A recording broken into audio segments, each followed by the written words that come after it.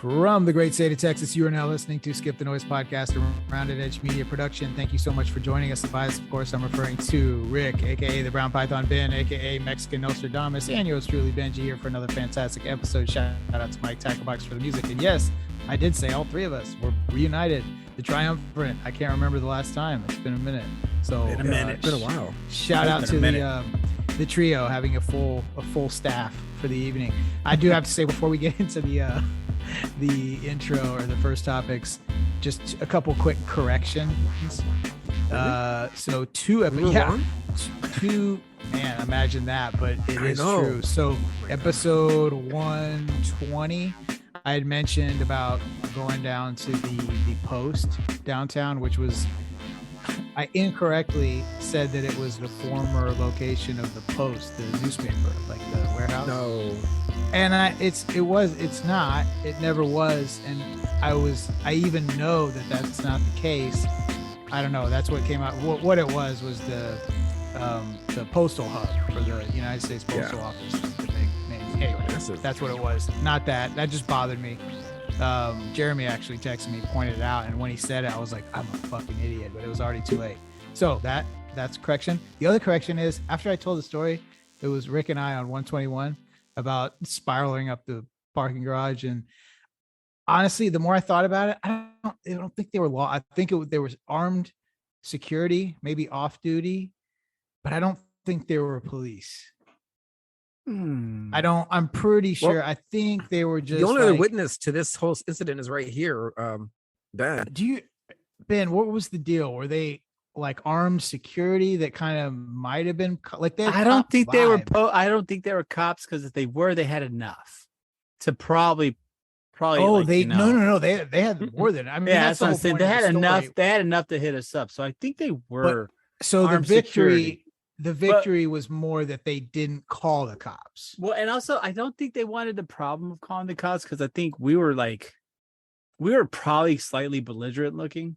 So I think that it was honestly from that night. It was that night, right? That night we were all, we had you know what? Maybe that's we were cruising for the revisitation. The revisitation or the revision of this is more. The moral of the story was that we had a purpose. Yeah. And we're rolling deep. We were. And I think that they recognized that, hey, these guys they have a definitive purpose.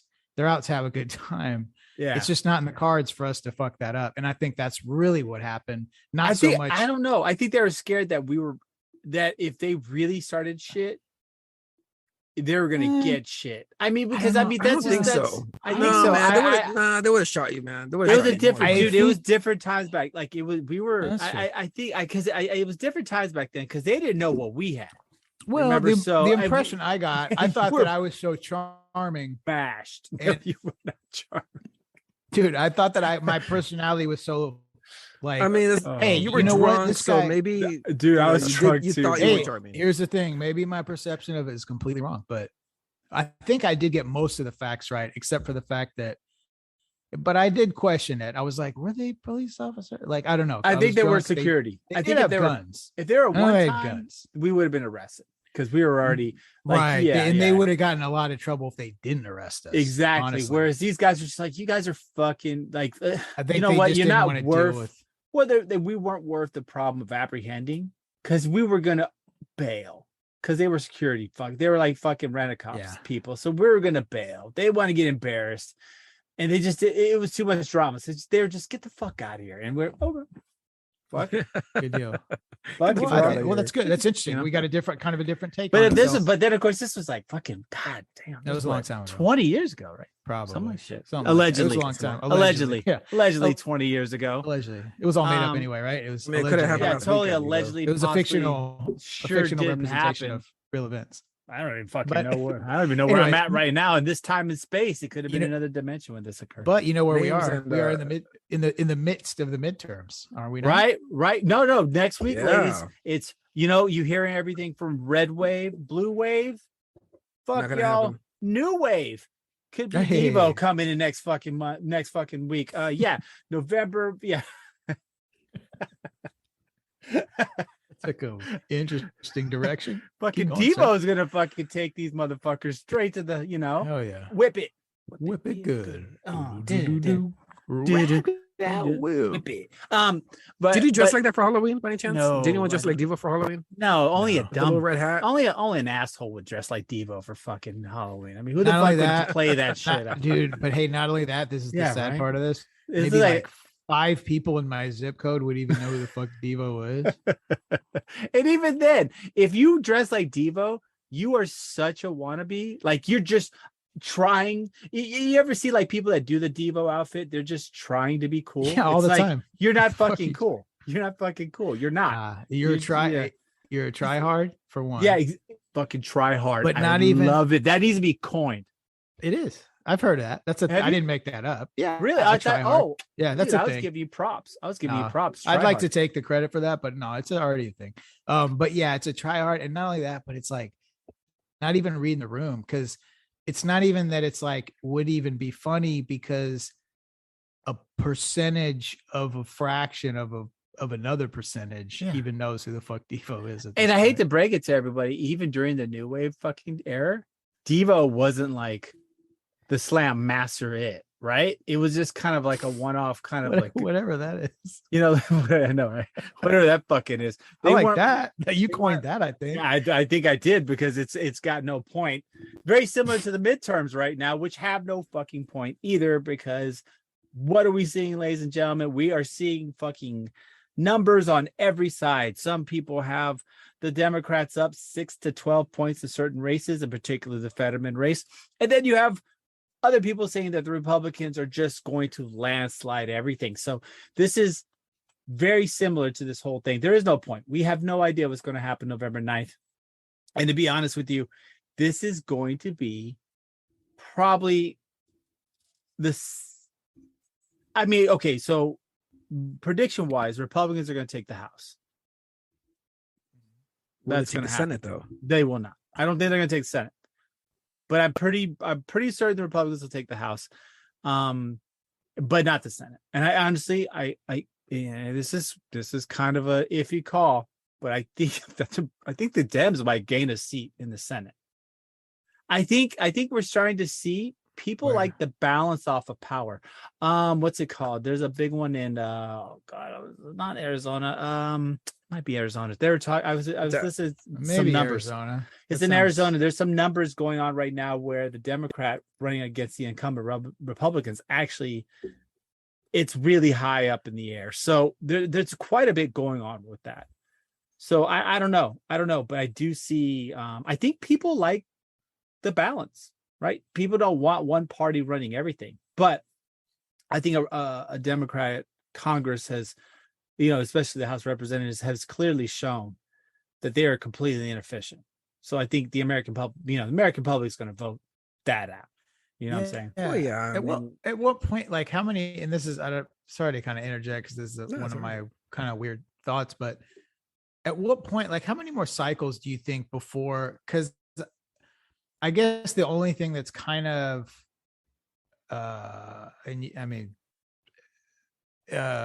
encouraging is that I do sense a general consensus in the public of kind of the middle center of the people who are halfway intelligent are just as fed up as we are of the fucking facade of the two party, the bullshit.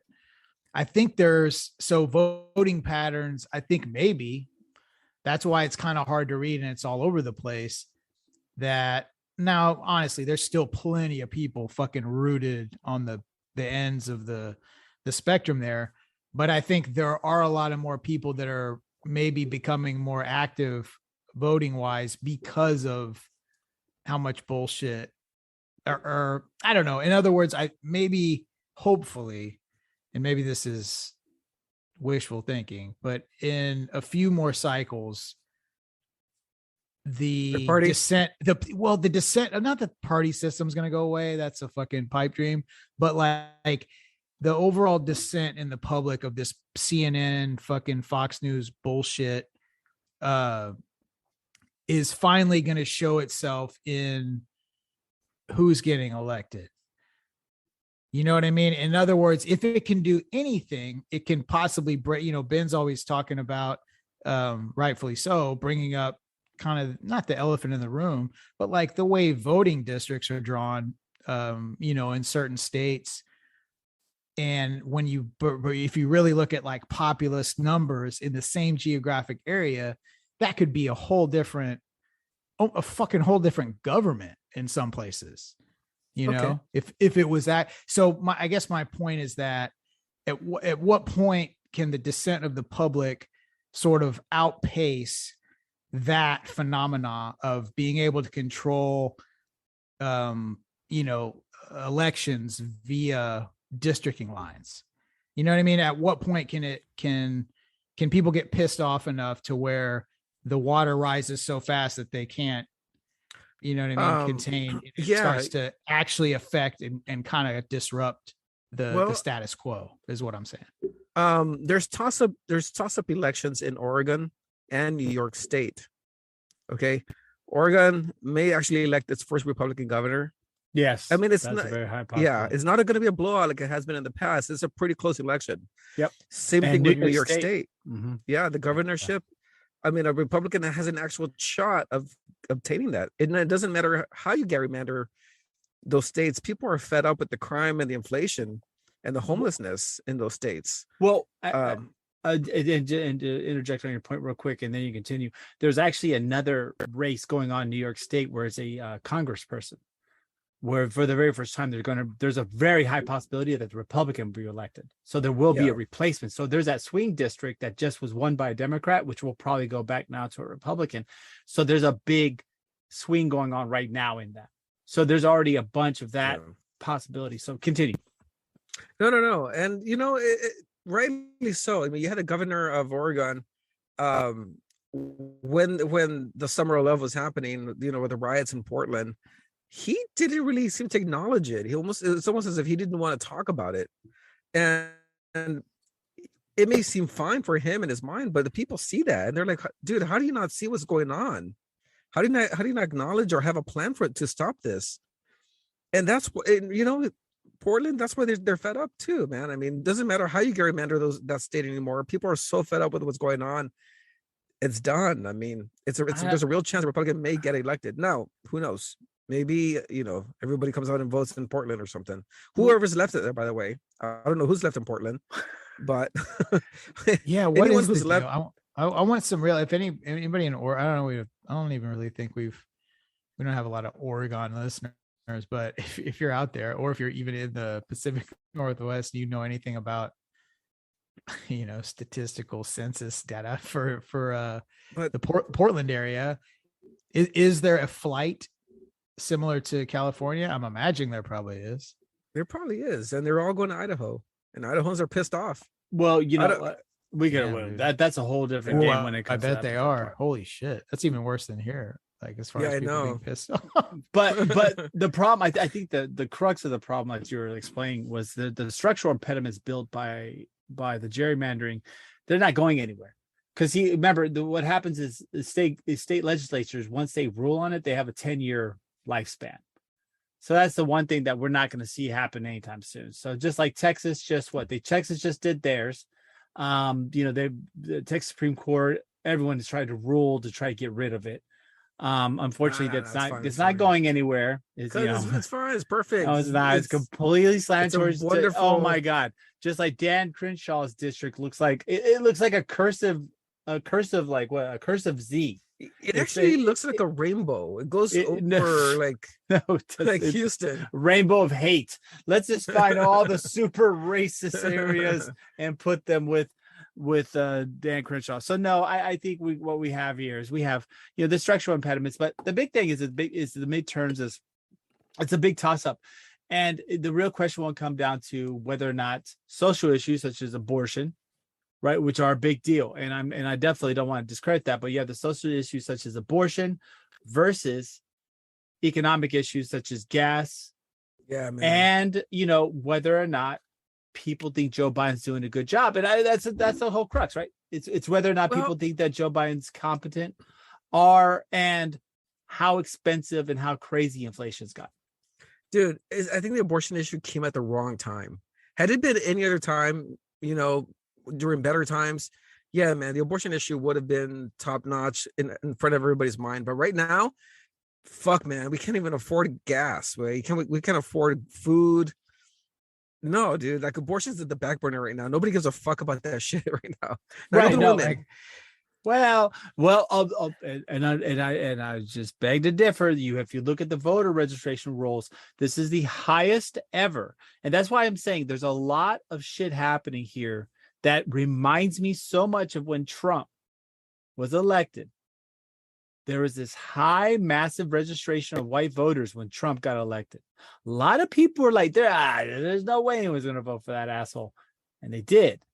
Now, if you look at the number of women who have registered to vote since the Roe versus Wade overturning, it's far surpasses the amount of men that have. There's a lot of women that are registering to vote. Now they may say like, "Oh yeah, I'm definitely going Republican," so their husbands don't beat them. But when they get in that poll, they are alone, and they don't have to worry about Billy Bob running them over with their fucking truck. They can still make that choice, and a lot of women do value that freedom. They may not say it on a poll, they may not say it to Billy Bob. But when they're alone, they're going to think about their lives, their children's lives, and a lot of women, have had, unfortunately, they're not unfortunately. It's just a choice. They've made that choice, and it's probably helped their lives. That's why we should have husbands going to the voting booth with their wives. There it goes. That's why we should have that happen. Just to make sure, watch over their shoulder. Make sure they get the machine thing right, because that can be confusing sometimes. Well, I'll tell you one husband that won't be going into any fucking voting booths for a while, and that's Mr. Pelosi. So we're going to segue up from the midterms, because this all kind of ties into each other, because right now the political fervor is so high with the midterms that you have crazy ex-nudist attacking Nancy Pelosi's husband, Paul Pelosi, with a hammer. Hit him in the fucking head with a hammer. And the crazy part, when he hit him in the head with a hammer? Was when the police were there. Oh, yeah, I saw that. Yeah. The fucking police saw him get hit Paul Pelosi with the hammer. Dude, and somehow this guy's still alive. No. Here's the thing now. The police show up and the dude has a hammer in his hand. Wouldn't you think the police would say, "Hey, dude, drop the hammer, please. Like, get down on the floor. Nope. This is not your house." Nope. They did not do that. Of course not. You know why? Because they knew the guy. He was known to the household. Actually, dude, I actually need some clarification, because first, dude, the first report I heard was Paul Pelosi got beaten in the fuck with a hammer in his house and all this shit. And my first instinct was like, oh, dude, like it obviously has something to do with somebody he must have fucked out of money. Oh, yeah, right. No, that was the first thing I thought. Then, I was like, but then they were like, well, wait a minute. Both of them fucking had hammers when the cops got there. And they were in their underwear. So now, like, no, they were not in underwear. Let's fact check. Let's square one. I need to know what happened. What exactly fucking happened? Homeboy breaks into Paul Pelosi's house, right? Okay. No. He was open. No, he knocked on the door and kept fucking with him, and then got entrance into the house. Then I guess apparently there was a conversation where he goes, "Where's Nancy? Where's Nancy? I'm going to fuck her up," kind of shit, talking shit. Homeboy's like, "She's not here. She's out, doing, adrenochrome." So nonetheless, apparently the cops called. She's out doing something with her big tits. Yeah, right. Whatever she's doing. She's doing something with her big tits. She's snorting adrenochrome. She's praying to Baphomet. She's talking to investors. Yeah, Beelzebub. Yeah, Beelzebub, just like Elon Musk in his Halloween costume. He dressed up like she was committing some darkness against the universe. Anyway, she's at a speakeasy with Beto somewhere. Sure, exactly. Or she's at the Bohemian Grove praying to Moloch. Either way, whatever the fuck she's doing, she was not there. They got into the scuffle. They were both fighting over the hammer, at which point, the guy, I think, is in his 40s. If you can't overpower an 82-year-old man in your 40s, you probably with a hammer, you probably need to double check your cardio levels. Nonetheless, 40-some-year-old guy eventually gets the hammer and in front of the police officers, pops him in the head with it over the top of his head. Now, the crazy part was the initial discussions regarding the seriousness of the injury. Now, it was a serious injury. He did have to get surgery, but people were like, he has to get brain surgery. No, that was not correct. He did fracture his skull, and they did have to, I guess, apparently try to alleviate some of the pressure, but it was not brain surgery. It wasn't like they weren't digging into cerebellum. They were just kind of repairing. Unfortunately, somebody's fucking head got hit by a hammer. They probably had to give 3% normal saline. Something along the lines of that. Yeah. It was, they tried to make it out to be worse than it was. But Paul Pelosi apparently is recovering. So that's kind of the gist of what occurred. But here's what's happening now. Now the media was quickly trying to put it on. He's a Trump supporter. Yes. A Trump supporter in San Francisco. The same thing as like MAGA country in Chicago. Like, come on, dude. It happens. Suburbs of Chicago. It does not happen. Suburbs of Chicago, pretty MAGA-rific. Well, in the middle of San Francisco, you got a gay nudist who is also supposedly a Trump supporter. Well, come on, man. I don't know if he was gay nudist, but he was part of a nudist. He was actually a nudist thing, but he had gone down. He was a gay. Well, nudist. Apparently he had gone down the QAnon tunnel and it was very anti-Semitic. So there's a lot of, the guy lost his way somewhere along the way, but it was on the way to the forum, right? Pretty similar to forum. Pretty similar. Fuck, I would, dude. I'm telling you right now, you see Kanye with a hammer, run, because that dude's not very far behind. But basically, yeah. So you have it, but my big thing is, okay, so this has happened. You have attacks on political leaders, right? We had issues with the Supreme Court this summer. Despite and I'm not trying, and I don't want to point out people's despicableness, but Nancy Pelosi, Paul, they're despicable, shitty people. They've stolen, they're grifters. They've stolen hundreds of millions of dollars, insider trading, the max. They're grifters, right? But the problem, I guess, I really see with this is attacking these people this way. Like, there seems to be that new upturn of rhetoric. I mean, don't get me wrong. You had Henley, and what was it, Henley with Reagan in 1980, where political violence kind of took a break in our country for a while. I mean, unfortunately, not for Gifford, stuff like that. But are we going to start seeing an upswing with that, with this increased fervor, with this increased rhetoric, with this increased polarization? Despite the fact that I don't think highly of Pelosi or her husband, but I don't want anybody getting hit in the head by a hammer either, right? I'd rather they go to jail for some of the things they've done. For being. You've had a text on Rand Paul. You've had a text on Brett Kavanaugh. You had a text on that's what I'm saying. Pelosi's husband, and that's what I'm saying. We're seeing this increase of violence against political Gifford from Arizona. Personalities. That was horrible. God, I mean, she and you know what, man. You can say whatever you want about Nancy, about Gifford.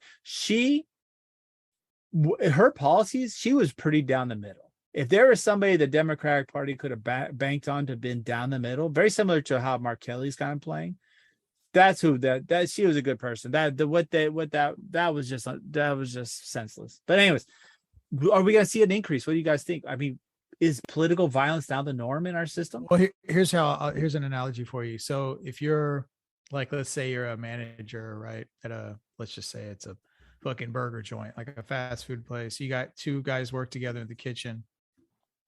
Your job as a manager is to, maintain all the policies and operational integrity of the business. It's your job to monitor all those things and to be fair, right, with the people. So anyway, if you're mismanaging the people, if you're not addressing issues that come up and you're not, what'll start to happen? Well, the two that don't get along will continue to argue. Once, you know what I mean? If nothing is done about it, if nothing is done to address those personnel issues, they're going to end up fist fighting in the fucking kitchen. This is fist fighting in the kitchen of the people because nothing's being done. You know what I mean? It's obvious. Yeah. That it's any normal night at Timmy Chan's. Yeah. No, for sure. Get your wings and rice. No, but what I mean is like the citizens are finally well, and not only that, it's going to happen. You know, the level of discontent is rising with inflation, right? People can't live. Most people can't live really what we would normally consider comfortably. I know it's all relative. There's people fucking beating the shit out of each other for a piece of fucking bread in parts of the world. But what I mean is that it's tough. People are getting kicked out of their homes. They can't find jobs. People are in a tough spot, dude. Gas. So that right there, that's one element of the recipe. And then, yeah, the other is just like, we're so aware of all the fuckery that's going on and nothing being done about it. Yeah, it just, people are fed up, and that's going to produce more people taking matters into their own hands. Not only that, I didn't even intend to bring this up, but you just, overall, the level of psychosis that exists, just the kind of baseline mental illness that permeates through our society is a factor as well. So all those parts equal a raise in the level of people taking matters into their own hands and acting out in violence. I think that's why we're gonna see more of that. And unless something drastic happens, it's going to continue to elevate, unfortunately. No, I get it. And yeah, I mean, that's the scary part, right? That's where our political discourse has become. That's where our political discourse is going, right? It's just this insane amount of violence, anger, and polarization. So it's pretty interesting to see. And, you know, and like I said, once again, I don't like the Pelosi's. I think they're grifters in our system, but I don't think people deserve violence, right? I mean, I don't think violence is the answer. So yeah, we're starting to see this weird paradigm shift of violence against political leaders. And, you know, what will this do in the future against anybody that runs for politics? I mean, I think most people in the public spotlight are always, you know, worried about security, etc. This could be a situation where it could get, you know, where security is becoming even more and more paramount. I mean, as you see, they pass bills to protect the Supreme Court justices. When does it start becoming that the secret police are protecting all of them and none of us? Like, that's like how fucking far are we from having like the Savak, which most people don't realize is like the fucking secret police of like the Iranian, before the Ayatollah took over. The Iranians had the Shah. They had a secret police, man.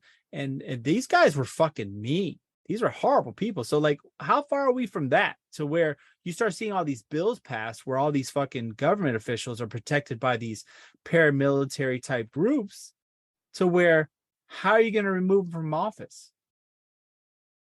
You know, so it's like, the more we turn it up, the more the rhetoric we turn up, in a way we kind of give them more power. It's kind of a spooky situation. Well, I mean, not only that, Ben, but we're actually going backwards. They're defunding our security, our local security. They're defunding that actively. That's kind of becoming, but that's more become a moot point, right? Because every local community where there's the big situation has come up, it's been knocked out, right? Okay, Dallas, Houston, they all try to defund the police, and then everyone in Houston, Dallas is like, wait, hold on. We're not gonna do that shit, okay? You don't be stupid. We still want police officers. Come on. Well, the state that has a city with the highest crime is now going to do away with bail. So now you can commit a crime. The state of Illinois is going to do away with bail as a state now, which Illinois houses the most dangerous city in America, Chicago. So imagine removing bail for criminals in Chicago, where all you're gonna do is you're gonna get handcuffed, you're gonna get booked, you're gonna get processed, you're gonna be given a court date, and then you're gonna go home to commit another crime. Okay, I'd have to take a look at that. I'm not 100%, but there is a serious issue with bail, though. Bail, like if you get a parking ticket and they put you in jail, and you barely have enough money to pay any type of your parking tickets. That's a different game. That's anecdotal, dude. Like, no, it's not anecdotal. A majority of individuals that are locked up for bail and for skipping bail are non-violent crimes. How about we go to a more serious offense, like second-degree murder? Okay, hey, dude, but I don't think is there a problem with bail? I don't think. Yes, they are. They really are. Look it up. I gotta look it up. Look what's going to happen on January 1st in Illinois, and what laws are now going to be exempt from bail, or what offenses are going to be exempt from bail. Okay, I mean, it includes kidnapping. I clearly don't agree with second-degree murder. Yeah, I don't agree with that. That's clearly madness. So that's being removed too. Now think about these liberal cities where, okay, they're not defunding the cops because it's a bad optics, but what about these DAs who won't prosecute crimes of theft because, racism? Well, okay, that has to be removed too. But that's California, right? That's California. That's Oregon. That's New York. Okay, right, but that's even them. Harris County. That's them. This is Harris County. Lena fucking Hidalgo, man. Oh, anyway. Bro, the cops still whoop that ass, dude. Harris County, dude. Constables, they don't still beat the shit out of people. They still go to work. I think that's more of a, but see, that's really, like I'm saying, that's more of like an extremist position on states that aren't really, because if you go to San Diego, that shit doesn't happen, right? Even in California, they have a fracture, like it's fractionated. Even in California, you go to San Diego, that shit's not happening. So the Southern California, a lot of that doesn't happen outside of LA and then San Francisco, those areas, right? But then you got a bunch of homeless people and no one has money. So it's all kind of a fake paradise. So I get what you're saying, but I think the bail part, there is something severely wrong with our bail system, right? But letting people out that do serious, like violent crimes, that's bullshit. You can't do that. But, but keeping people in jail for, 2 years that have parking tickets, then you look at that. That doesn't happen, man. It does happen. There's several stories, and there are several stories on NPR about that, where it happened actually. NPR, and then also they're the only ones that actually report some of these stories. And yeah, don't get me wrong, NPR has become extremely biased, but it doesn't mean that they can't report about some stories that have truly occurred. And there's been people that have been in jail for a year or two over fucking parking tickets. That happened in the Will Smith movie In Pursuit of Happiness. What? Where there's a scene there where he has this big meeting at a bank or an investment bank or whatever for an interview. Yeah. And he gets pulled over for parking tickets and put in jail. Yeah. After taking his son to school, and then he was going to go home and get dressed and go to his interview, but he got put in jail. Right. And yeah, he just happens to make bail. I think, I don't know. I think the story goes that he made bail or something, and he ended up running to the interview in a wife beater and some pants because he was painting. Anyway, go watch the movie. It's pretty cool. Watch it. I heard it's a good clip movie on YouTube. Yeah. I just don't want to get slapped. Movie. I don't want to get slap slapped. anyone in this movie, but I don't want to get slapped either. But nonetheless, we do have that. But another thing that kind of closely aligns with some of this in regards to race is, and I think that you probably could touch on this better because you're the one who brought this up in the infamous text thread that's known across the universe as a rift splitting. I'm serious, dude. We should sell memberships to that text thread. We really should, and we will. If you guys, we'll do it on Discord. We'll just paste whatever we're saying on Discord, and you guys can see the horrible things that we say. But one of the things that's kind of popping up right now is we're starting to see the Supreme Court roll back and questioning affirmative action. So Rick, take this one. I think you have a little bit more information. I saw some of the things about regarding I heard some of the questioning, and it was they were really bashing Harvard and a couple other places. For those of you who may not be familiar with it, the Supreme Court is listening to a case on affirmative action where Harvard University is being accused of being racist against Asian applicants. Okay, they're denying qualified applicants that meet their criteria, that meet the standards, but are being denied simply because they are Asian. And so that's the case. That's what's before the court right now, and they're being hammered by pretty much all the conservative justices. I heard Elena Kagan's questioning, which she's a liberal justice, and she was questioning the lawyer for the Asian group, She was pretty much questioning, hey, what's wrong with diversity? She was going along those lines. And the guy was saying there's nothing wrong with diversity, but it's wrong to deny people admission solely on their race. And they have a point. I believe they have a point in that you cannot deny an applicant simply because they're Asian. But you know what? If I was a Supreme Court justice, though, I'd probably be asking more about hot Asian girls and how they're being treated in the admission process. So anyway, that's how I would have proposed it. I would love to see. I would love to see your admitting process too. Oh boy! Oh boy! All right, let me see this girl. She's Asian. All right, it'd be like it'd be like one of those creepy, like those casting couch. Oh boy! So you got a 3.9, huh? Top 5% of your class. Oh boy! Oh, that's terrible. Hearing a bunch of cameras. That's creepy as fuck. Rick's got a half chub right now. Oh boy, he's got a half chub. He's full on. He's just it's no longer casting couch. It's college admission couch. That's what Rick's thinking. But no, anyway, so if they did away with affirmative action, would it be a bad thing? Probably not. People should get on their merits. No. But let's be honest though, and not to cut you short for 2 seconds, but the people that are applying for these colleges, these aren't like dumbasses. Right? These aren't stupid people. And to be quite honest with you see with the Harvard situation, they were actually trying to diversify because they were having too many there. I guess they're actually trying to not let Asian applicants in because the Asian applicants were kind of blowing the water out of most of the other people. So they're trying to diversify. So they had to kind of cut out some of the Asian applicants.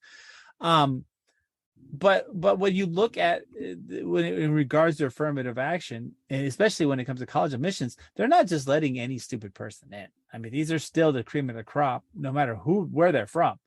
They're just kind of looking at people that tend to have, different backgrounds, and they're diversifying. They're diversifying their public, the student populations. It's not just one thing or the other. But I think affirmative action, though. It's a question that I think we're going to have to ask ourselves in 20, 30 years when the nation will be primarily, Mexican, when the United States will be primarily like the major racial majority will be Mexicans. It won't be just Latin Americans. It'll be Mexicans. So when you look at what's happening in the next, 20 to 30 years, what happens at that point, right? Are we going to be like, oh, well, we got to use affirmative action to let more white people in versus us. It's going to be an interesting call, right? But the whole point of affirmative action initially was to break up the monotony of a hegemonic structure that was based on de facto segregation, right? How do you break that? And so that's what affirmative action was brought in. Well, here's the thing now. Do you need government intervention for that, though? Can a university just say, we want to be diverse, and so we're going to implement these metrics? Hey, bro, they didn't let people drink out of the same water fountains until National Guard troops came in. Yeah. I mean, I'm not, look. No, I'm just saying, yeah. I mean, I get it, right? Hard work and merit are huge things. Right? People should be based on their character and their merit. Well, government, they're all, yeah. But people should be based on their merit and their hard work and their ethic. And I agree with that, right? That's one thing I do agree. I think I'm very liberal, but I think I do agree with that. I think you just can't, people work hard to get where they at. But affirmative action, if you, like I said, it took a National Guard walking a little girl into a school in the 60s so they could desegregate it. I mean, these were troops. This is in Alabama, though. Carrying guns. These were men carrying guns. It wasn't just Alabama. They loved to paint Alabama as the worst one. But this happened in Texas. This happened throughout the South. This happened in the Northeast. A lot of times all the East Coast tries to say, oh, no, it happened in fucking Boston. Happened across the nation. So is affirmative action necessarily necessary? It was, for sure. If not, we would still have segregated populations. For sure. It took guns and men with guns to bring, that in. So I don't know. I mean, people could say whether it's not or it belongs. Yeah, affirmative action is tough because the arguments on both sides are very logical. So it's a tough debate because, like Vince said, so obviously there is a need for certain circumstances for government intervention, right? As exemplified by desegregation. Right. But I guess the question is, at what point is it effective and a good use of government resources? And I think the population it's trickier to read to the point where, we're now limiting the number of Asians, which are a minority group, into education. You know what I mean? It's an interesting problem that I don't think the initiation of affirmative action had in mind, Well, right. And so that's where we're at now, so maybe there's room for it for certain circumstances, but I think it's definitely don't think it's crazy to say that it probably should be rethought for maybe how it's implemented, or maybe just a rethinking of what of affirmative action looks like, in legislation. Well, I don't know. Let's be clear.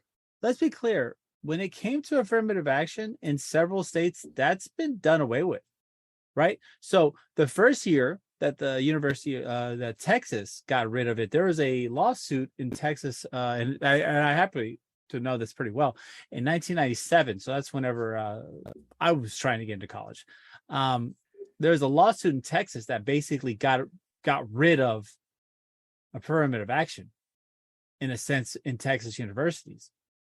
I forgot the name of the case, but if you look at what happened at UT the year before and the year after this ruling, UT let in, and of its student body, it let in 10% of it was Latin Americans.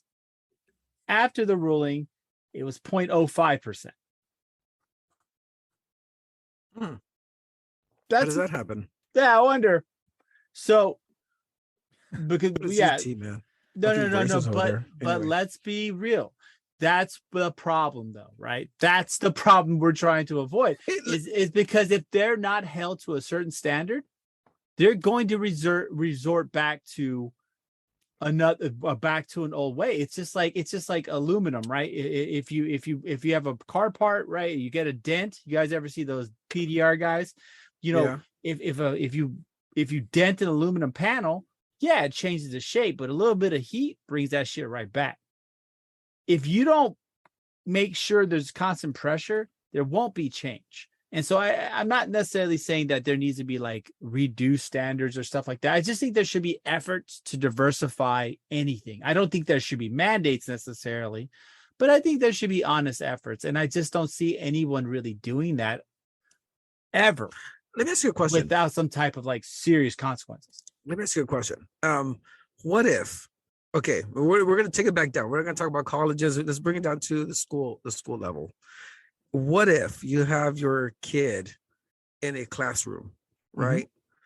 Mm-hmm. And your kid, like everybody, like every parent thinks that their kid is the smartest. No, my kids are really smart. My kids are fucking really smart. Yeah, mine too. Mine are really smart. Mine are like fucking rocket level. Like I'm a fucking dumbass because of my kids. But other people's kids are stupid. Smart. Okay. Now, do you want that stupid kid in your kid's class? 122 other in your kid's class taking up resources and its teacher's time to diversify. Look, okay, this stupid kid is dumb. He misbehaves. Probably has something wrong with him. Oh boy. Parents don't give a shit about him. They send him to school as a daycare. But he's in your kid's class, your smart kid's class. Oh boy. But in an effort to diversify the class, you put him in there. How do you feel about that? Shit's real. Like that's the thing. Real. Like he's not saying anything that's crazy because that's a real he's not phenomenon. But we also have to understand, right? we cannot live life in these super ultra charged bubbles of nothing but like number one top tier achievers. Why? Right? I want Because my kids to live in that's that. not That's but what that's I want not my kids to live reality. in. Because When guess he what? grows up, when he gets out of college and graduates, then he can go to the workforce and work with dumbasses if he wants to, right? But then he's But not while gonna he's be in school and I'm paying for that shit, Oh. he needs to have top tier education with all top tier people.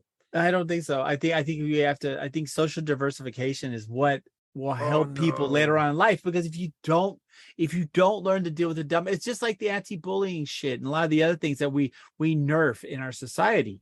If we don't let people deal with these problems, they won't be able to handle it later on in life. So that's why you got you got these fucking coddling shit, dude. Sometimes the nerd has to learn how to deal with the bully. And you know what? 7 times out of 10, the bully's gonna whoop the nerd's ass. But a couple of times the nerd's gonna catch that dude. And that's character building. That's hope. And that's what teaches you to persevere on. I think social diversification is important. Now, whether or not if this kid's taking up all the class resources, that's on the teacher to recognize that. Maybe the kid needs to be in a special class. But you cannot, but that once again, it's just I think we do need that. We need to have diversified world, because if you don't, we don't have a diversification of thought. We don't have the imagination that makes beautiful and brilliant things. You know what I'm saying? We just have. My wife has said this before. It's like a stratification or desert of thought, because everyone's been taught the same thing and they all act the same fucking way. When it comes to changing or innovation, they don't know. So you need that to have an active society. So you're saying we need like the bad kids to have diversity of thought? Yes, because if they don't have someone to look up to, how are they ever going to aspire? And if the nerd doesn't have a way to get tougher, how is he ever going to truly persevere when things are going to be hard in the real world? Because guess what? You could be the super nerd, but if you're a good-looking person that knows somebody, you're probably going to still get the job the nerd's never going to get. Because that's how our society works. It's about people hookups. Get the better jobs than the nerds. Exactly. I hear about that. So then it's a diversification of society. It's a stratification of thought. Well, it's true. It's true. You just whip it out, and when you break the table, they're like, "Oh, hired." But that's what I'm saying. Hey, real quick, Rick, was it what state was that where you got into trouble, man? Your piece swallowed a fucking grown woman. Jesus, bro. Indonesia. Oh, that was in Indonesia. Yeah. I mean, Rick travels a lot, so I can't keep up with. That's what his cock does when he's sleeping. Like, no, he was asleep at home, and it just swam all the way to Indonesia to just take out some random lady, man. You got to keep that thing tied down, Rick. That's just madness. If you don't know what we're talking about, Benji put up a post on Instagram on Skip the Noise. So yeah, it's funny shit. It's some funny shit. But just to kind of move on to some local news. First off, we and condolences. I didn't really like their music, right? I'm not a big Migos fan, but unfortunately, Takeoff, one of the trio Migos, who I just found out was a Grammy nominated group. Yeah, I have no idea. Grammy nominated. Yes, they definitely had some accolades. Yeah, I wasn't a huge fan per se, but I will admit they're talented. There was 2 or 3 songs I kind of like. They could jam. I don't really, and I'm not trying to talk down about it, because I think a lot of people call it mumble rap, but they definitely had an audience, they had a movement. They sparked something, so they were definitely very creative. One of them got killed in a Houston bowling alley, so that's a kind of our local tie to it. Takeoff. I don't know if you said his name or no. Yeah, Takeoff. Yeah, Takeoff. Takeoff. He was shot, and the tragedy outside of condolences to his family and any other friends or any of the people that listen to it are fans. The real tragedy of it is that he wasn't even involved in the situation. Right, it was like he was shot multiple times. Yeah, it was just an outside game or some shit over some money. So Our condolences to Takeoff. One person it wasn't, but probably could have been the way he acts sometimes is our OG, our I-45 North Killer, aka Big Mattress Mack, not taking shit from the fucking Phillies fan who got fucking handled. And by the way, the good guys won tonight. First combined no-hitter in World Series history. They beat second, I think. Yeah, they built the Philadelphia Fuckers 5-0. And all's right. All's right. Now they're coming back to Houston. Series is tied. So it was just a long kind of it was just an effort so we could win it here at home. Oh, for sure. It was intentional. This was money, folks. If you think that the Phillies had anything, they did not. Oh, so what happened though was in Philadelphia, following the loss, Astros lost, it was game 3. Yeah. Philadelphia won in pretty convincing fashion, but some Philadelphia Phillies fan saw Mattress Mack, and if you don't know, I'm sure most of the Skip the Noise listeners know, but Mattress Mack is like a Houston icon. He's almost not even a real person. Nope. He's a local businessman. He's like he's fucking Santa Claus. He really is. He is Houston, like in a person. Like if God is Jesus in a person, Houston is Mattress fucking Mack. He's Houston in a person. We're laughing, but like it, it's kind of like that. Like he's kind of not a real person. He's kind of like a demigod. Love that motherfucker, dude. He made his name on the public as a public persona on these. They like a lot is made of these like cheesy local commercials from back in the day, like the 80s, kind of low quality with real, boy. And I know New York has some famous ones, but here he was, we'll save you money. And he jumped with a wad of cash in his hand. VHF commercial champion, entrepreneur, furniture store owner, which is they're like massive pieces of property, probably owns like half of the fucking state of Texas. But anyway, Mattress Mack was taking in a World Series game in Philadelphia in his bright orange, Astros t-shirt. He might've had a couple drinks, is my guess. I don't know. But he's very old man. I don't know what, somebody do the math or look up his age but he's got to be 80. Oh, he's like 700 years old. Like, he's really old. But despite his age, he didn't take any shit from this heckler who was saying that, you guys are cheaters. Jose Altuve is not going to make it in the Hall of Fame. And Mattress Mack, here, I'll pull up the audio. He's 71. By the way, he's 71 years old. 71, and he's getting held back by security. He's like, fuck you, asshole. I got to play the audio. Yeah. This is beautiful. And everybody's rallying. And so anyway, I know now that, and there's like memes. I'm going to post a bunch of them on Skip the Noise. I already posted the video. Hold on. Let me get the audio. He's 71. Here it is. This is absolutely fucking amazing. Hold on. Oh, let me play it again.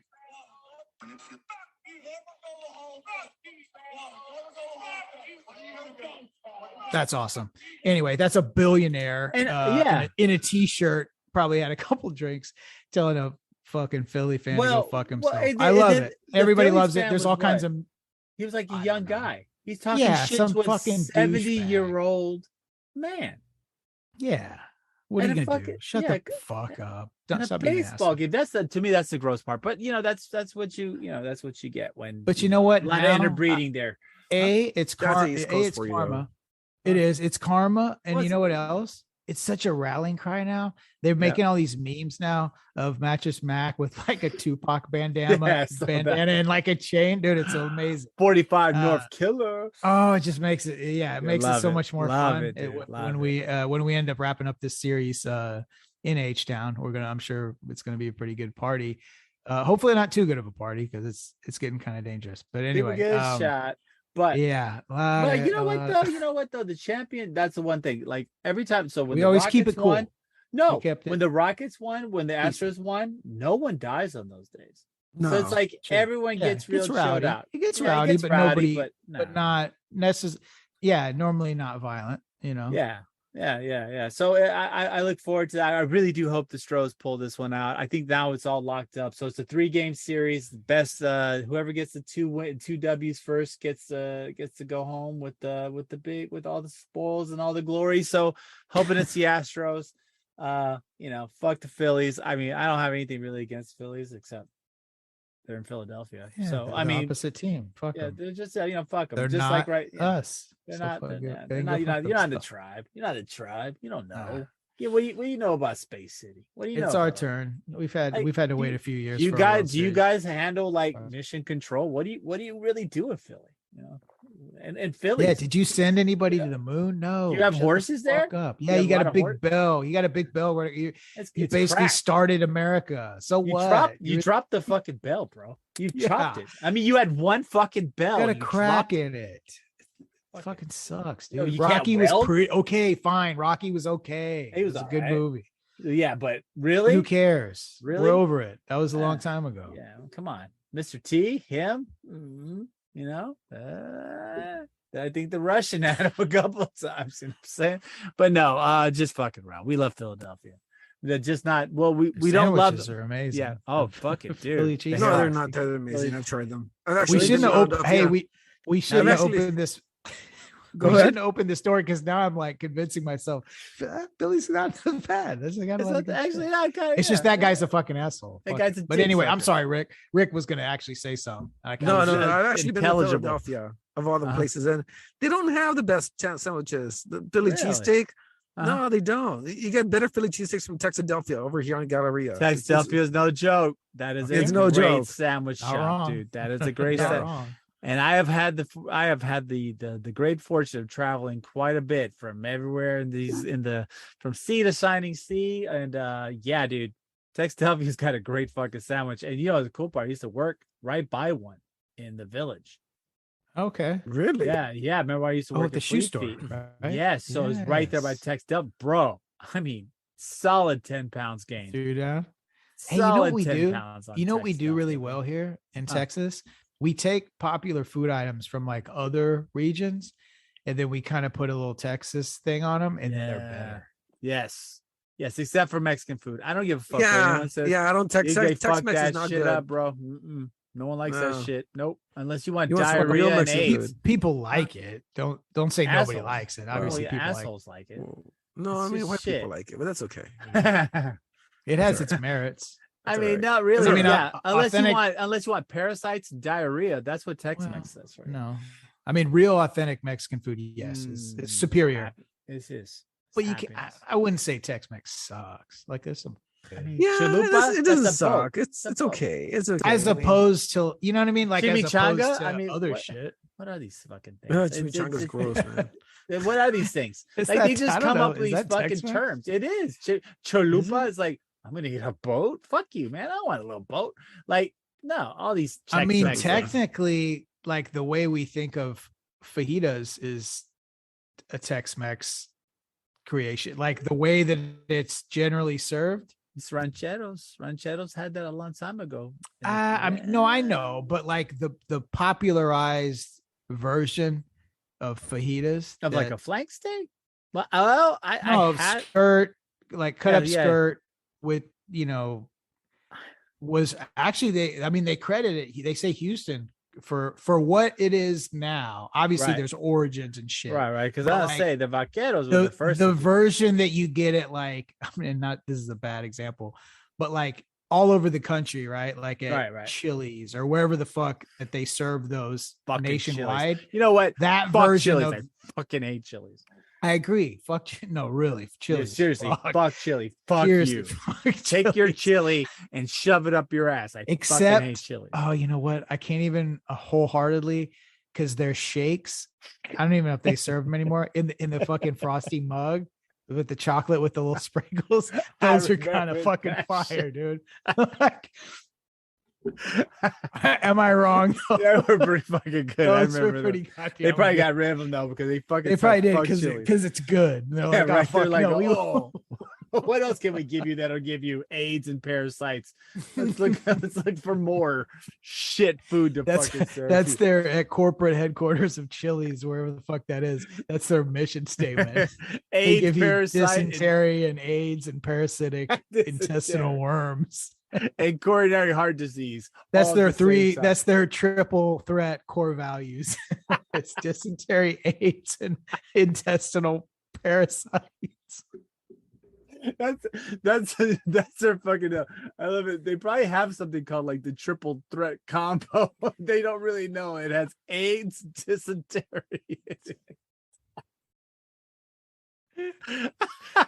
I guess we lost your chili sponsorship, but you know what? Fuck you anyway, chili. You suck. Fuck them. Oh, anyway, so back to the fajita story we were starting at. I don't even know what the fajitas are good. They're good. I like them. Okay, yeah, dude. No, fajitas are from. Even if they're bad, dude, fajitas are like what? It's like pizza and sex. It's like even bad fajitas are still pretty good. Bro, I have to say at least 31% of my calories growing up came from fajitas because we must have them like every fucking weekend, right?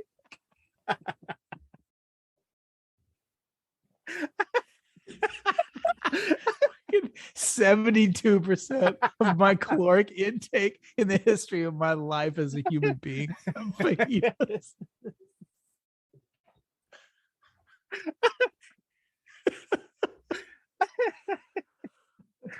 Yeah, that's the best.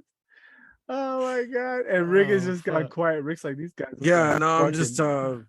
He's looking shit up about. He's like, he's looking up fajitas. The origin. He's like, he's ordering Grubhub fucking Chili's.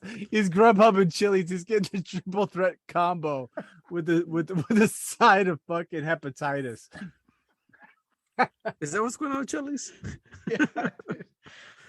Oh my god! That was anyway, this is going on so long. Anyway, it's amazing the caloric. He's getting it with the fucking cholera garnish. Cholera garnish. Oh my god! I guarantee Typhoid Mary probably fucking worked at Chili's. That place is such a shithole, man. Anyways. Mary. Dude, that was a real chick, dude. It's fucking gangster. You end up you go to Chili's. You go to Chili's and you start suffering like organ trail fucking diseases. Dude, I guarantee you. That's why you ever notice if you go to Chili's, the restrooms are really large for a small restaurant. Like you just got to be ready, dude, because it's a diphtheria clinic or whatever the fuck. Dengue fever and shit. Dengue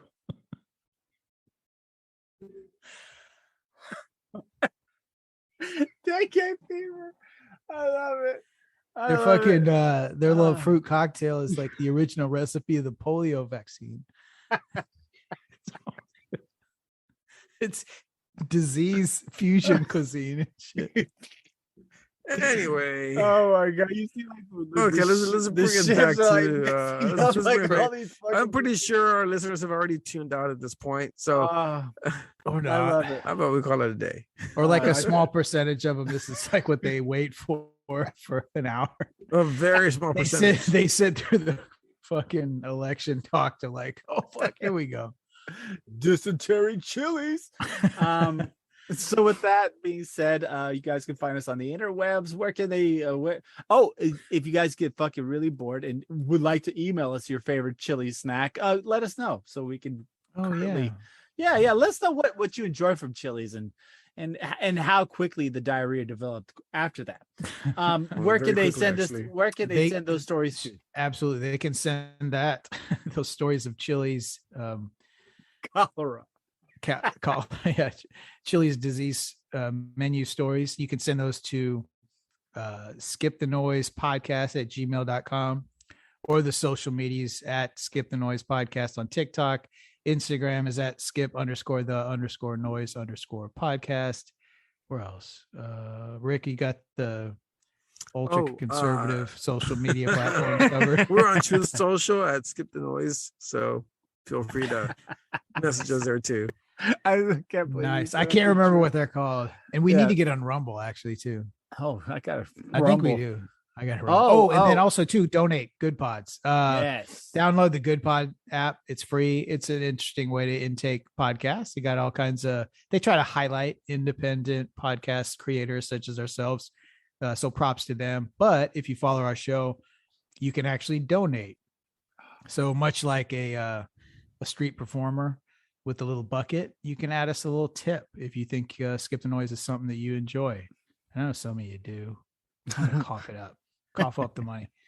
But anyway, no, we do appreciate everyone for listening. But yes, if you do feel like you want to help us continue this effort, leave us a little tip. It wouldn't hurt. Not asking for much. Yeah, just a tip. Just a tip. That's all we ask. But it doesn't really count if it's just a tip. Exactly. Only 3 pumps. That's what we negotiated.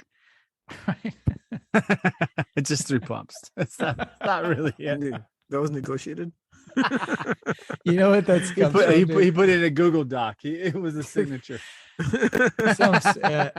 I'll tease the story, but there's somebody told me, actually it might have been Ben, I don't know, some story of some real degenerate like junior high story with some chick and a negotiation and how anyway, not him involved, but no, not a story I heard from some source, credible or no, I don't know. But anyway, I think we're about to wrap it up. Thank you for listening. Wait, did I tell you that story? Okay. It was probably you. Yeah. No, you know what? It was Rick. Fuck, it was on a podcast. Damn it. You said it was It just happened like a year ago. Rick's like, score. I was thinking we're out of the woods because it was from childhood, but all of a sudden it's like, oh, fuck, that was 2 months ago. Yeah, man. That was post episode 100. Oh, no. My memory sucks. But anyway, thank you, everybody, and have a great week. We will see you next week, hopefully in full form as we were this week. Glad to be back. Take care. Have a good week.